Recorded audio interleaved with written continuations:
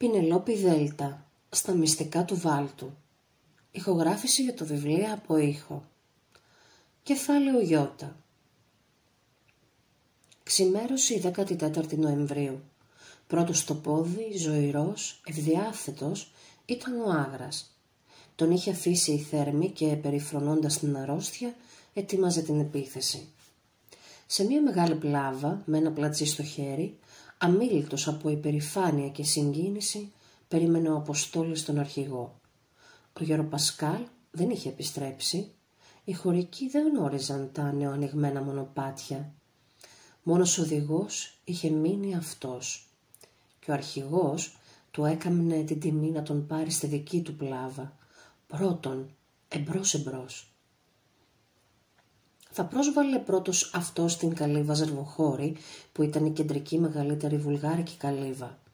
18 ήταν όλοι άντρες, ένας κι ένας όμως, τσολιάδες και στενημαχίτες που είχαν έλθει στη Μακεδονία με απόφαση να χτυπήσουν τους Βουλγάρους, παλικάρια αφοσιωμένα ως το θάνατο στον αρχηγό τους. Και 7 ήταν μόνο οι πλάβες.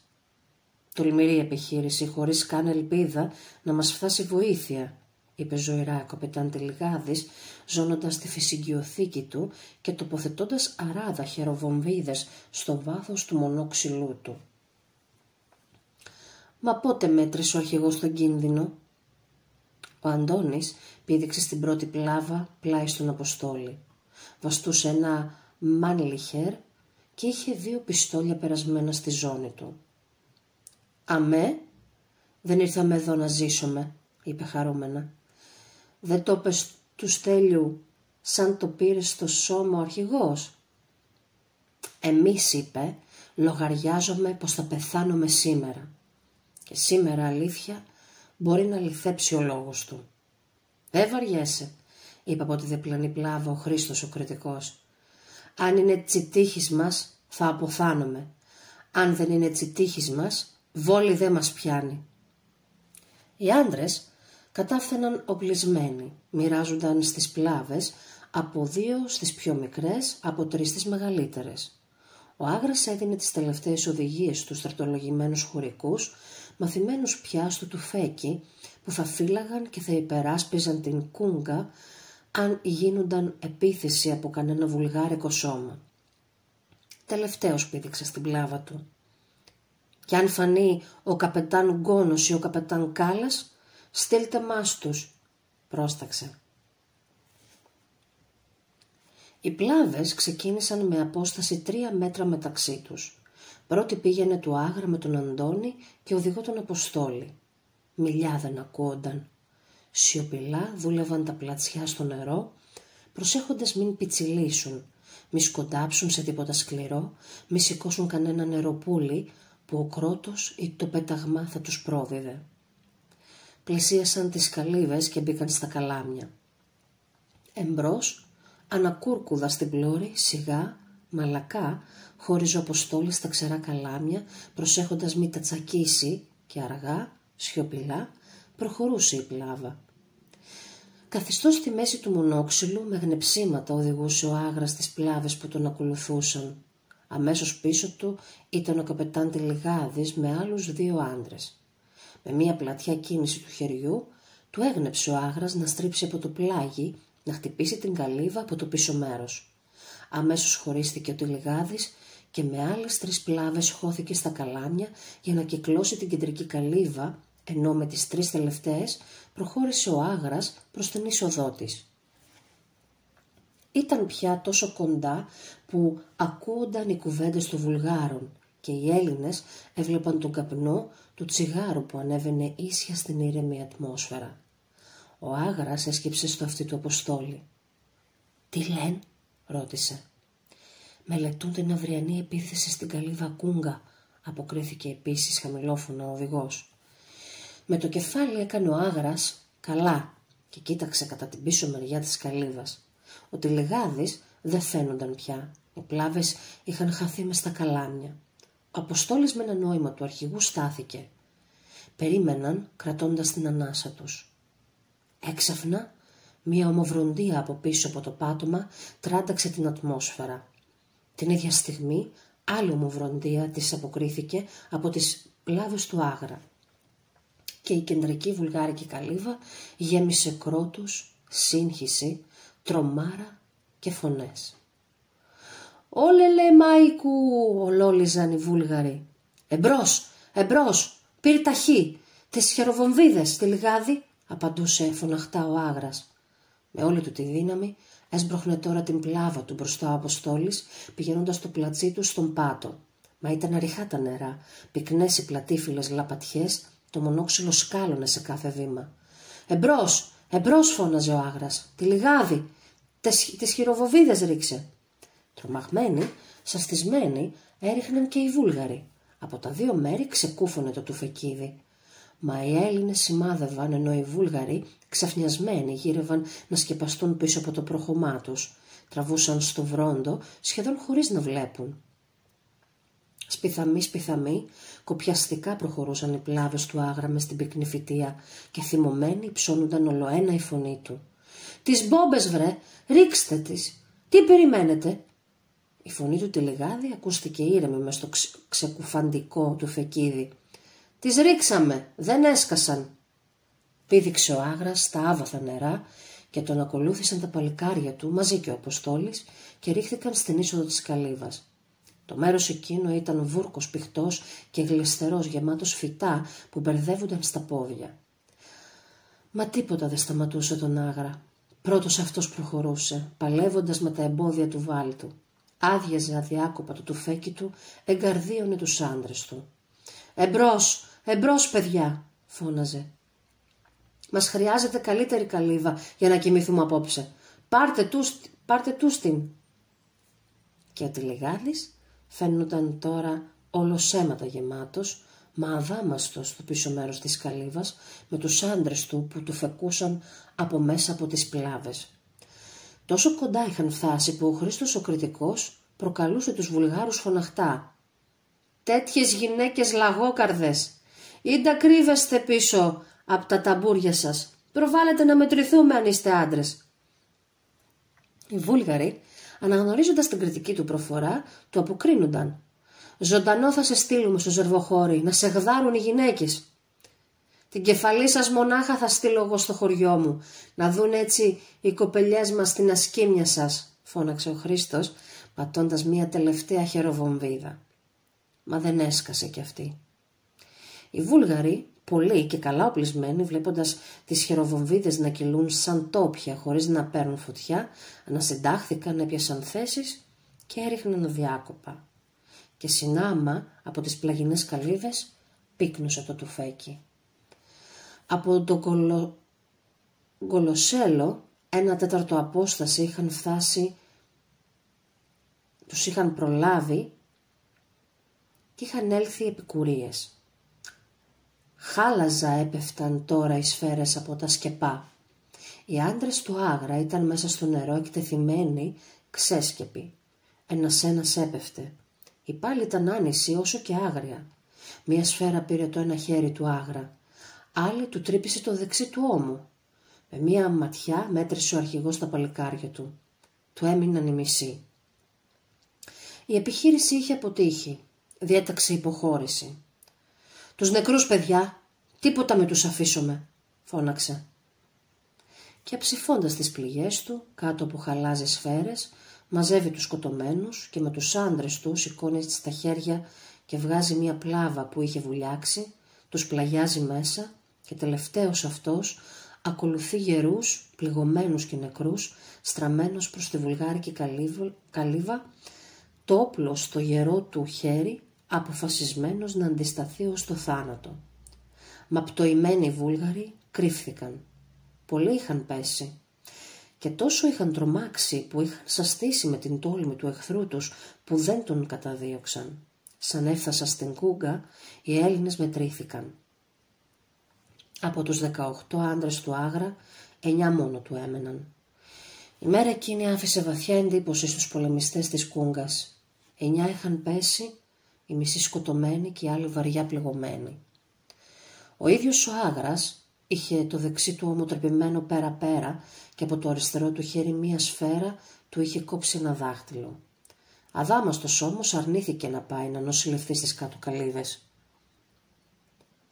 Όλη μέρα έμεινε με τους άντρες του, τους μιλούσε, τους παρηγορούσε, τους εγκαρδίωνε. Η αποτυχία τους είχε κλονίσει. Οι χεροβομβίδες δεν είχαν σκάσει. Το υλικό που τους έστειλαν ήταν, λέει, βλαμμένο. Και σε άλλα μέρη, σε άλλους καπεταναίους, τα φυσίγγια είχαν πάθει, λέει, αφλογισιά. Το γκουβέρνο τους παραμελούσε, τους άφηνε στην τύχη τους, τους είχε εγκαταλείψει. Τι να περιμένουν λοιπόν, από πού θα τους έλθει βοήθεια? 9 πια μείνανε. Και 9 άντρες δεν αρκούμε να βαστάξουμε καλύβα οχυρωμένη σαν την κούγκα μας. Διέκοψε ορμητικά ο Άγρας. Ποιος αμφιβάλλει? Να σηκώσει το χέρι όποιος δειλιάσει και να φύγει ευθύς για τις κάτω καλύβες όπου θα βρει ασφάλεια. Ο καπετάν Τηλιγάδης και εγώ αρκούμε να βαστάξουμε την κούγκα. «Κι εγώ», φώναξε ο Αποστόλης, που με δεμένο κεφάλι και το μάνλιχερ στο χέρι πετάχθηκε και στάθηκε κοντά στον Τηλιγάδη. «Κι εγώ», αναφώνησε ο Μιχάλης. «Κι εγώ, κι εγώ, κι εγώ, κι εγώ». Εύζωνοι από την παλιά Ελλάδα, κριτικοί, στενημαχίτες παλικάρια, ντόπιοι που είχαν ασκηθεί στο τουφέκι. Όλοι, σαν ένας άντρας, πετάχθηκαν ηλεκτρισμένοι, μαζεύτηκαν γύρω στον αρχηγό τους. «Μαζί σου, καπετάνιε, όλοι θα μείνουμε». Τους χαμογέλασε ο Άγρας και είχε πολύ τρυφερότητα το χαμογελό του. «Το ήξερα, παιδιά μου, πως κανένας σας δεν θα φύγει», είπε με αγάπη. «Όλα αυτά που λέγατε ήταν θυμός που δεν πετύχαμε και δεν πήραμε τη μεγάλη καλύβα τους. Τι να γίνει, δεν σκάσαν οι μπόμπες. Την ερχόμενη φορά θα μας στείλει καλύτερες ο Δεσπότης. Και ωστόσο να ετοιμάσουμε την άμυνα για αύριο. Οι πιο γεροί να βγουν καραούλια, να πιάσουν τα μονοπάτια». Μα όσο περνούσε η μέρα, η κούραση γίνονταν πιο αισθητή. Οι πληγές κακοδεμένες πονούσαν, το σκοτάδι χαλάρωνε το ηθικό των ανδρών, η μελαγχολία κατέβαινε με το σούρουπο. Καίοντας από πυρετό, τα μάγουλα κόκκινα, τα μάτια γυαλιστά, ανασηκώθηκε ο Άγρας, ακούμπησε τη ράχη του στο καλαμένιο τείχομα και ζωηρά, γελαστά, διηγήθηκε στους άντρες του πως τον Απρίλιο του 1905 ο καπετάν Μπούας με τον καπετάν Ακρίτα, για να περάσουν τον Αλιάκμονα στο πέρασμα της Κόκοβας, πήγαν και χτύπησαν την πόρτα μιας μπαράκας που ήταν φυλάκιο των Τούρκων και με ολόκληρο το σώμα τους φώναξαν «Τεσλίμ», δηλαδή «παραδοθείτε». Μα από μέσα καμία απάντηση δεν έρχονταν και μόνο ένας ελαφρύς κρότος ακούονταν. Και τότε έσπασαν την πόρτα και βρήκαν ένα αρνάκι. Ύστερα όμως, λίγο αργότερα, ο ίδιος ο καπετάν Μπούας με μία φούχτα άντρες βάσταξε 2 σώματα κομιτατζίδων στο Σαρακίνοβο της Καρατζόβας και θα τους κατέστρεφε όλους αν δεν πληγώνονταν βαριά στο πόδι και δεν αναγκάζονταν να υποχωρήσει πολεμώντας πάντα ώσπου έπεσε.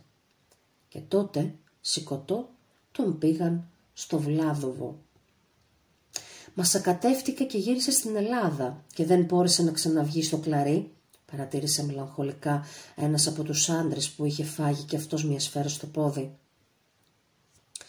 Ήρεμα αποκρίθηκε ο Άγρας. «Αγώνας είναι αυτός και θα μας χτυπήσουν και θα τους χτυπήσουμε». «Μα αυτή είναι θεριά», είπε ο Χρήστος ο κριτικός. «Δεν κάψανε τις τσικαλίβες ούλες τσιανατολικές, την Πρίσνα, του Αλίμπεϊ, τη Λάκα, το Τσέκρι, πριτσιπάρουνε και ξαναφτιάξουνε οι δικοί μας?» Ο Άγρας γέλασε. «Αμνάταν οι αμαρτίες τους αυτές μονάχα», είπε καλόβολα. «Τάχα εμείς τι κάνουμε. Ακόμα προχθές δεν κάψαμε το Ζερβοχώρι και ψυχή δεν έχει παζαρέντζενα η κακομοίρα που την είδε ο Αποστόλης να κλαίει και να δέρνεται στα χαλάσματα του σπιτιού της αφού της πήραμε και τον άντρα της και οι άλλες γυναίκες που μας έδωσαν κατάρες με την πύχη». «Τι θα τον κάνεις τον παζαρέντζε, κύριε αρχηγέ?» ρώτησε ο Αντώνης. Ο Άγρας με το πληγωμένο χέρι του έσπρωξε πίσω τα κατσαρά μαλλιά του. Πονούσαν οι πληγές του και τα μηνύγκια του χτυπούσαν από τον πυρετό, μα δεν ήθελε να το δείξει. «Θα τον στείλω πίσω στη γυναίκα του», είπε καλόκαρδα. «Χθες και σήμερα δεν πρόφασα να τον συλλογιστώ». «Αυτός αρχηγέ είναι επικίνδυνος», διαμαρτυρήθηκε ο Μιχάλης. «Το ξέρω», αποκρίθηκε ξένια στο Άγρας. «Γι' αυτό και τον κρατούμε ακόμα. Μα ας στερεωθούμε εδώ μια φορά και ύστερα... Δώσ' του Χρήστου την κεφαλή του, να την επέμψει τσιλάκους στην πατρίδα του, να δουν οι πατριώτισσές του τι θα πει γουρουνομήτης», είπε ο Αντώνης, που δεν έχανε ποτέ τα κέφια του, προφέροντας και αυτό σαν το Χρήστο. Όλοι γύρω γέλασαν. «Ναι, δώσε μου τινε», είπε ο Χρήστος. «Κοίτασε καλύτερα μη στείλουν πρώτοι αυτοί το δικό σου κεφάλι στις κοπέλες σου Ζερβοχώρη, που είσαι και ομορφωνιός», χωράτεψε ο Άγρας. Και σοβαρεμένος πρόσθεσε. «Εμείς δεν κάνουμε αγριότητες, πολεμούμε παλικαρίσια, μην το ξεχνάτε παιδιά». «Έτσι που τα πας εσύ, κύριε αρχηγέ, δεν θα τους κάνεις ποτέ ζάφτη», είπε ένας εύζωνος, ο Θωμάς. «Γιατί?» ρώτησε ο Άγρας. «Γιατί τους λυπάσαι και δεν τους ξεπαστρεύεις. Και αυτοί είναι πολλοί. Και δεν πανάνε», είπε αμέριμνο ο αρχηγός. Και σαν μας πνίξουνε?» Ο Άγρας σήκωσε τους ώμους του. «Τα παλικάρια δεν τα πνίγουν», είπε ήσυχα. «Ένας που δεν φοβάται βάζει μπρος 50 φοβισμένους. Θυμηθείτε τι σας έλεγα για τον Κανάρη, τι έκανε στη Σάμο στα 1824, στην περίφημη ναυμαχία, στον άσπρο κάβο, όπου με ένα καραβάκι έβαλε μπρος και κυνήγησε ολόκληρη την τουρκική αρμάδα, σύννεφο από μεγάλα πλοία που έφευγαν μπροστά του σαν λαγί πανικόβλητη. Αυτό το παράδειγμα να έχετε στο νου σας». Σούσουρο, γέλια, πατήματα ακούστηκαν στο πάτωμα. Κάθε άντρας άρπαξε το όπλο του. Στο φως της λαμπίτσας που τρεμόσβηνε, ένα ψηλό αντρίκιο σώμα φάνηκε στην πόρτα. Τη γέμισε όλη. «Γεια σου Γιάννη», φώναξε χαρούμενο Άγρας. «Λάλησε το τουφέκι και έκραξε». Συγκινημένος, άφωνος, σίμωσε ο καπετάν Νικηφόρος και άρπαξε και έσφιξε το χέρι του Άγρα. Πίσω του ένας έμπαιναν στην καλύβα, τη γέμιζαν οι άντρες του σώματός του. «Πόσους μας φέρνεις?» ρώτησε ο Άγρας συγκινημένος κι αυτός. 22 κι εγώ ένας 23, αποκρίθηκε βραχνά ο Νικηφόρος. Γελώντας για να μην δείξει τη συγκίνησή του, είπε ο Άγρας. «Πάλι πρώτος έφτασες Γιάννη. Μα πώς πρόφθασες έτσι γρήγορα?» Ο Νικηφόρος βούρτισε το μουστάκι του με την ξανάστροφη του χεριού του για να κερδίσει καιρό, μα η φωνή του έτρεμε ακόμα. «Είχα λάβει το μήνυμά σου», αποκρίθηκε. «Μα ήταν να επιτεθείς αύριο. Λογάριαζα πως πρόφθαινα. Ακούσαμε το τουφεκίδι κοντά πια στην Πέτρα. Λόγω του Γεροπασκάλ. Μας πας από το Βάλτο. Σας πάγω», μου λέει, και τραβήξαμε βόρεια από τις Τούμπες. Τι δρόμους και μονοπάτια πήρε ο οδηγός, μη με ρωτάς. Σαφίδια γυρνούν οι δρόμοι. Τραβήξαμε για εδώ και φτάσαμε. Είχαμε όμως το φόβο πως θα φτάναμε αργά. Σώπασε ο Νικηφόρος γιατί η φωνή του χαλάρωνε πάλι. Χαμογελώντας σκέπασε ο Άγρας με το δεμένο του χέρι, το χέρι του Νικηφόρου, που κρατούσε ακόμα το δικό του το γερό. «Δεν είναι αργά», είπε. «Αύριο θα μας επιτεθούν αυτοί και βλέπεις είμεθα λιγάκι τσακισμένοι». Και ο καπετάν Τελιγάδης και ο Θωμάς? Ήταν σκληρή η μάχη, ρώτησε ο Νικηφόρος. «Δεν σκάσαν οι μπόμπες», αποκρίθηκε ο Τελιγάδης, σιάζοντας τον επίδεσμο του μετώπου του, αλλιώς δεν γλίτωνε κανένας. Ο αρχηγός από μπρος και εγώ από πίσω τους παίρναμε την καλύβα μια χαρά, μα δεν σκάσαν οι άτιμες. «Και πρόφθασαν οι επικουρίες από το Γκολοσέλο», πρόσθεσε ο Άγρας. Γέλασε πάλι και είπε. «Μου το είχε μηνύσει ο καπετάν Παναγιώτης ο Κακομοίρης πως θα μας πέσουν στη ράχη από το Γκολοσέλο αν δεν τους διώξουμε από εκεί. Μα έλεγα πως θα προφθαίναμε να πάρουμε την καλύβα τους πριν ξεκινήσουν από πάνω. Έπειτα δεν είχα καιρό να περιμένω. Θα μας επιτεθούν αυτοί αύριο. Έπρεπε να προκάνουμε εμείς να τους πάρουμε την καλύβα τους. Και ο καπετάν Γκόνος δεν ήλθε. Δεν του κόψαν το δρόμο. Θα του κόψαν το δρόμο. Ο καθένας έλεγε το λόγο του, εξηγούσε κατά τον τρόπο του την αποτυχία. Αν είχε έλθει ο καπετάν Κάλλας... «Γιατί δεν ήλθε ο Κάλλας από την τούμπα της Τερχοβίστας?» ρώτησε ο Άγρας. Ο Νικηφόρος δεν ήξερε. Είχε έλθει ολοταχώς χωρίς να αγγίξει στην τούμπα. Ο Άγρας αργοκούνησε το κεφάλι. «Ήλθες όμως την ώρα σου. Πάλι εσύ κι εγώ, Γιάννη, θα τα βγάλουμε πέρα αύριο στη μεγάλη τους επίθεση», είπε με αγάπη.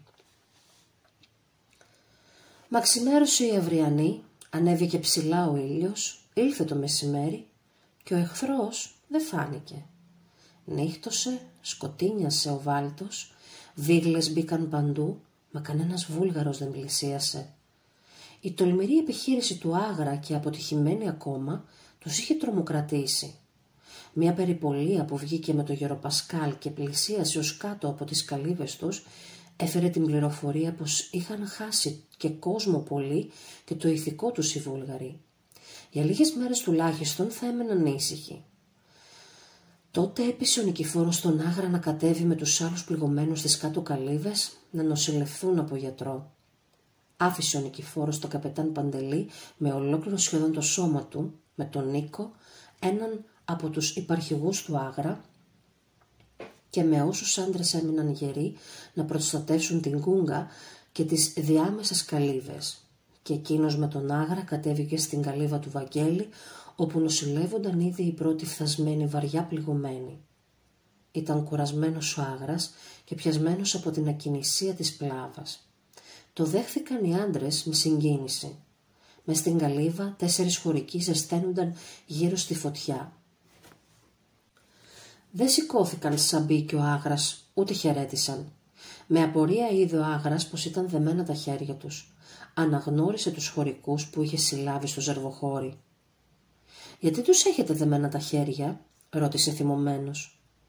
«Γιατί γυρεύουν να μας φύγουν», αποκρίθηκε ένας από τους άντρες. «Αυτός εδώ», δείχνοντας τον πιο χοντρό, πήδηξε στο νερό και είδαμε και πάθαμε να τον ξαναβρούμε μες στα καλάμια. Τους δέσαμε και ησυχάσαμε». Ο Άγρας σίμωσε τους αιχμαλώτους. «Γιατί γυρεύετε να φύγετε?» ρώτησε. «Δεν σας καλομεταχειρίζονται εδώ?» Κανένας δεν αποκρίθηκε. «Κάποιος να μεταφράσει», φώναξε ο Άγρας. «Μπα, καπετάνια, όλοι ξέρουν ελληνικά», είπε ο Μιχάλης, που πληγωμένος στο στήθος είχε έλθει από την πρώτη ώρα στις κάτω καλύβες. «Γιατί δεν απαντάς?» ρώτησε ο άντρας το χοντρό, που με γερμένο το κεφάλι τον κοίταζε κάτω από τα βαριά του βλέφαρα. Πάλι αυτός δεν μίλησε. Ένας νέο παιδί ακόμα κάθονταν παράπλευρα. Είχε κλάψει πολύ και ήταν ακόμα κόκκινα τα μάτια του. Τον ρώτησε ο Άγρας. «Γιατί κλαις, σου έκαναν κανένα κακό?» Χαμηλόφωνα αποκρίθηκε αυτός. «Εσείς θα μας βασανίσετε και θα μας σκοτώσετε». «Ποιος σου είπε πως θα σας σκοτώσουμε?» ρώτησε ο Άγρας. «Ο Τόμπαν Παζαρέντζε», αποκρίθηκε ο νέος, δείχνοντας με το πηγούνι του το χοντρό κοντά του. «Εσύ είσαι ο Παζαρέντζε?» ρώτησε ο Άγρας. «Έχεις γυναίκα μία Σόνια?» Ο Παζαρέντζε δεν αποκρίθηκε. Από κάτω από τα βλέφαρά του κοίταζε με μίσος τον Άγρα. «Εμείς δεν βασανίζομαι και δεν σκοτώνομαι», είπε γλυκά ο αρχηγός. «Και όχι μόνο δεν σκοτώνομαι, μα και ελεύθερος θα σας αφήσουμε, αρκεί να μας υποσχεθείτε πως δεν θα σηκώσετε πια του φέκι εναντίον μας». Ταράχτηκαν οι αιχμάλωτοι. 1-2 θαύμασαν. Οι 3 υποσχέθηκαν, ο νεότερος άρχισε πάλι να κλαίει. Μόνος ο Παζαρέντζε δεν μίλησε. Ο Άγρας φώναξε ένα χωρικό, τον Στέλιο. «Πάρ' τους και τους 4 με μία μεγάλη πλάβα», πρόσταξε. «Θα τους βγάλει στην ξηρά. Λύσετε τους τα χέρια και περνώντας χώρια τον τυλιγάδι, πήγαινε μαζί τους», του είπε χαμηλόφωνα. «Μη συμβεί τίποτα στο δρόμο, σου τους εμπιστεύομαι σένα». Και πιο σιγά πρόσθεσε.